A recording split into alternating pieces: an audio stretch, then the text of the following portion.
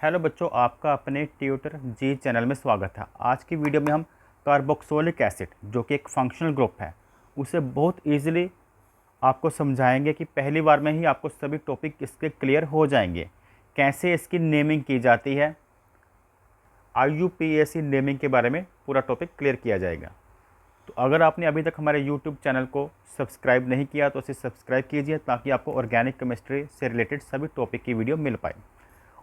जो carboxylic acid होता है उस पर जो ग्रुप लगता है कार्बन चेन के साथ वो लगता है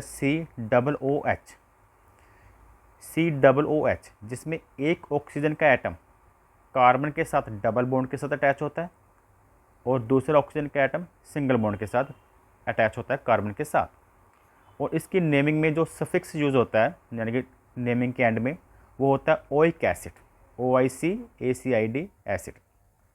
जैसे यहाँ पर हमें पहले सिंपल एक एग्जांपल गिवन है जिसमें CH3 CH2 और COOH गिवन है। और आपने ये भी ध्यान रखना है जो इस फंक्शनल ग्रुप का कार्बन है उसे भी कार्बन चेन में काउंट किया जाएगा। ये नहीं कि इन्हीं दो कार्बन को काउंट करेंगे, ये COOH वाला कार्बन भी काउंट होगा। तो 3 कार्बन है, तो 3 कार्बन के लिए हम जो प्रीफिक्स यूज़ करते हैं वर्ड रूट की वो होती है प्रोप। एक कार्बन हो तो मिथ यूज़ किया जाता है, 2 हो तो इथ, 3 हो तो प्रोप, 4 हो तो ब्यूट, इसी तरह से आगे। तो यहाँ पर 3 कार्बन है तो हम प्रोप यूज़ करेंगे।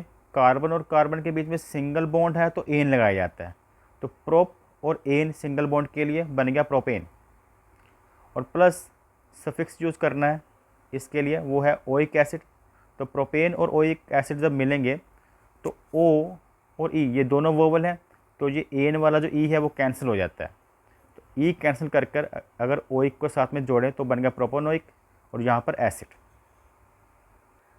तो नेक्स्ट कुछ कंपाउंड डिस्कस करते हैं। अगर बच्चों आपको दिया है HCOOH तो नेमिंग कैसे करेंगे? तो सिंपल कार्बन काउंट करें, यहाँ पर एक कार्बन है।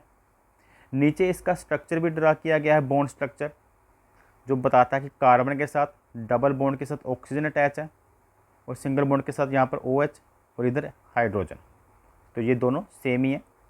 तो नेमिंग करते समय ये रखना है ध्यान कि कितने कार्बन है, एक कार्बन है, उसके लिए मिथ और साथ में सफिक्स यूज़ करते हैं ओइक एसिड, तो ये बन गया मिथेनोइक एसिड।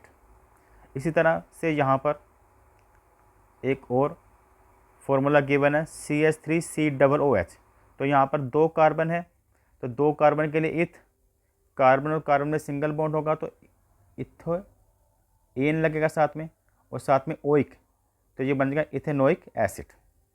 और ये इसका स्ट्रक्चर गिवन है इसी फॉर्मूले का, जो बताता है कि पहले कार्बन जो इधर वाला कार्बन है उससे 3 हाइड्रोजन के एटम लगे हैं H3, और जो ये वाला कार्बन है डबल बॉन्ड के साथ ऑक्सीजन और सिंगल बॉन्ड के साथ OH।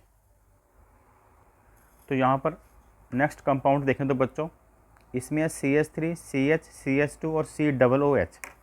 ये तो आपको पता है कार्बोक्सिलिक एसिड का जो फंक्शनल ग्रुप है।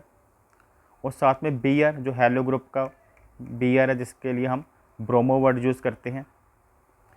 तो आपने के लिए सिंपल आपने इतना करना, सबसे पहले कार्बन काउंट कर लेने हैं, 1 2 3 4। 4 कार्बन हो तो ब्यूट वर्ड यूज़ करते हैं और उसके लिए जो सफिक्स है ओइक एसिड, तो ब्यूटानोइक एसिड बन जाएगा ये। लेकिन Br का क्या करें, तो इसके लिए नंबरिंग करेंगे। नंबरिंग हम करेंगे कार्बन की, इसे पहला कार्बन, ये हमारा दूसरा कार्बन, ये हमारा तीसरा कार्बन। तो ब्रोमो की पोजीशन बताने के लिए 3 ब्रोमो लिखेंगे, तो इसे कुछ इस तरह से लिखेंगे 3 ब्रोमो ब्यूटानोइक एसिड।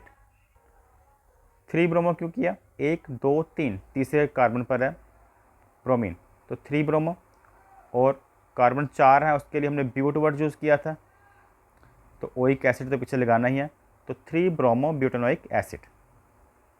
नंबरिंग आपने ऐसे करनी कार्बन की पोजीशन की कि जो COOH वाला कार्बन है उसको कम से कम नंबर मिले।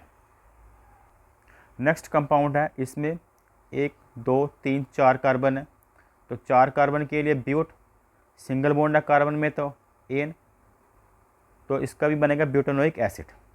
ठीक है, जैसे यहाँ पर ब्यूटानोइक एसिड था इसमें भी लास्ट में तो ब्यूटानोइक एसिड ही आना है। लेकिन यहाँ पर 2 ब्रांचेस के साथ कुछ और भी जुड़ा हुआ है। यहाँ पर CH3 यानी कि मिथाइल, अगर C2H5 जोड़ा हो उसे इथाइल कहते हैं। अगर C3H7 जोड़ा हो उसे प्रोपाइल कहते हैं। ठीक, तो यहाँ पर क्या जोड़ा है, मिथाइल। और यहाँ पर क्लोरीन जो कि एक हेलो ग्रुप है, इसे हम क्लोरो बोलते हैं। तो पोजीशन चेक करेंगे इनकी, ये first carbon, second carbon, third carbon, fourth carbon. First second carbon के साथ मिथाइल है और थर्ड के साथ क्लोरो, तो इसकी नेमिंग करेंगे। थर्ड के साथ क्लोरो है ना, 3 क्लोरो, और 2 के साथ क्या है, मिथाइल, 2 मिथाइल, और 4 कार्बन के लिए बता ही दिया था ब्यूटानोइक एसिड। आगे यहाँ पर एक रिंग स्ट्रक्चर है, साइक्लिक है ये, जिसकी 5 साइड है। 5 साइड हो तो समझो 5 कार्बन है इसमें। कार्बन इस पॉइंट पे माने जाते हैं, ये कार्बन 1, ये 2, ये 3, ये 4, ये 5 कार्बन है इसमें।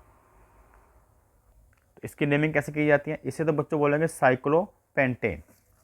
इसे हमने लिख दिया साइक्लोपेंटेन, उसके बिल्कुल साथ ही लिख देंगे कार्बोक्सोलिक एसिड। रिंग वाला स्ट्रक्चर हो तो लास्ट में लिख देना है कार्बोक्सोलिक एसिड। तो अगर आपको यह वीडियो पसंद आई हो तो वीडियो को लाइक और चैनल को सब्सक्राइब करें। Thanks for watching.